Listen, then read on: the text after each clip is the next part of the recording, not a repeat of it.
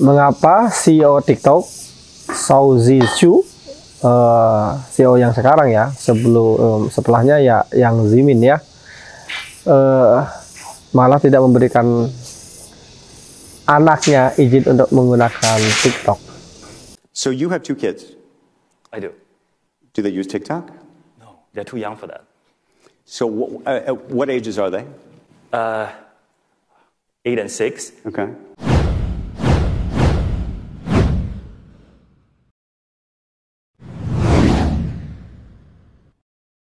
Assalamualaikum warahmatullahi wabarakatuh. Ini sebetulnya bukan hal yang aneh ya, jika orang sudah memahami bidang yang digelutinya, maka dia sangat paham bahwa di sana ada restriksi, ada peluang, tetapi juga ada dampak-dampak lain yang harusnya dihindari. Karena itu, kalau kita ingin bertanya soal misalnya pengaruh teknologi, kita tanya ke ahli-ahli teknologi, bukan tanya ke yang buat karedok atau mie rebus gitu. Sementara di sebagian kita ada orang-orang yang mungkin belum pernah membuat produk inovasi teknologi satupun, bahkan tidak paham teknologi, dengan enteng mengatakan ini zamannya teknologi, anak-anak kita harus seharusnya tidak dilarang dari menggunakannya. Anak-anak kita seharusnya dibebaskan begitu saja. Kalau nggak mau ya kembali aja ke zaman batu. Saya pernah mendengar pernyataan seperti itu, kalau anak-anak kita seharusnya tidak dilarang main HP misalnya, main TikTok misalnya, main medsos misalnya gitu. Saya pernah mendengar pernyataan itu. Nah, kalau kita mau tanya soal keamanan, kebaikan, dampak-dampak yang negatif dan positif yang mungkin terjadi, ya tanya pada para ahli teknologi. Dan Shou Zi Chew bukan satu-satunya orang teknologi yang mereka bergelut di bidang teknologi, tapi malah tidak mengizinkan anak-anaknya menggunakan produk teknologi yang mereka hasilkan. Sebelumnya ada namanya Susanoo Chiki, CEO YouTube.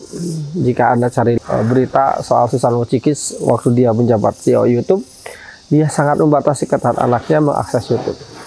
Ada former CEO Facebook ya, Tim Kendall namanya, dia bilang I'm zealot about this, saya sangat tergila-gila soal teknologi, tetapi malah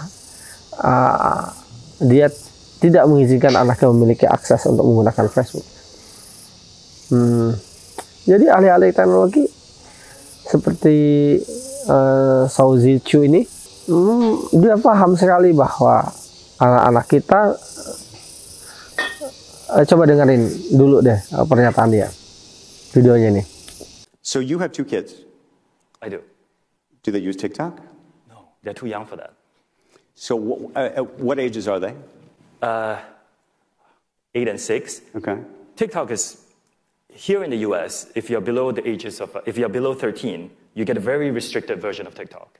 And in many other countries around the world, we don't allow users who are below 13. Even if you are a teenager, we have invested in a lot of tools for the parents of the teenagers to be able to have more control. Now, if you're a parent here and your teenage child is on TikTok, go to settings, there's family pairing, click on it, it's going to give you a lot of tools to manage your teenager's experience. Jadi Shou Zi Chew benar-benar paham bahwa ini bukanlah produk untuk anak-anak yang anak-anak kita dibebaskan begitu saja menggunakannya gitu. Atau di video sebelumnya Mas Menteri bilang soal bahwa dia juga tidak mengizinkan anak-anaknya menggunakan ini gitu ya. Jadi teman-teman, orang yang nalarnya jalan, menurut saya inteleknya jalan, dia tidak akan serta-merta mengizinkan anaknya, seperti sebagian orang Indonesia pada anaknya, orang-orang yang intelektualitasnya jalan pasti akan bertanya dulu ini benda apa gitu, karakteristiknya gimana, peluang baik apa yang bisa dimanfaatkan, dan dampak-dampak negatif apa yang mungkin harus dihindari gitu. Maka tak heran jika Indonesia adalah ya pada saat sebelum video ini dibuat menempati nomor 1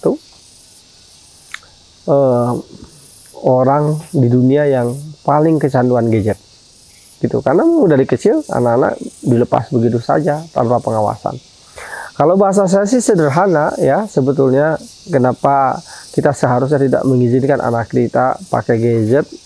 Boleh asal pakai pendampingan, karena yang saya ulang-ulang ya, Bapak Ibu ridho nggak anaknya 5 tahun ke mall sendirian? Nggak kan? Bapak Ibu ridho nggak anak 10 tahun keluar kota sendirian jalan-jalan? Beda kalau cuman naik bus, naik pesawat lalu dijemput ada orang di sana. Tapi kalau keliling di luar kota sendirian tanpa orang dewasa, rasanya kita tidak mengizinkan. Orang tua amanah, ya anaknya akan aman berada di tangan dia gitu. Dan orang tua amanah tidak mungkin merasa aman membiarkan anaknya keliling dunia sendirian. Kita juga nggak ridho anak kita mungkin masih SMP keliling dunia sendirian. Tapi di sekitar kita anak SMP kemana-mana bawa handphone ke sekolah, bahkan dibolehkan bawa handphone, bawa smartphone maksud saya. Kalau handphonenya yang buat sama telepon semua sih nggak terlalu bahaya ya. Jadi saya berharap teman-teman mulai berpikir soal ini supaya paham dampak negatif dan positifnya, supaya kita tidak sekedar ikut-ikutan orang. Terima kasih. Assalamualaikum warahmatullahi wabarakatuh.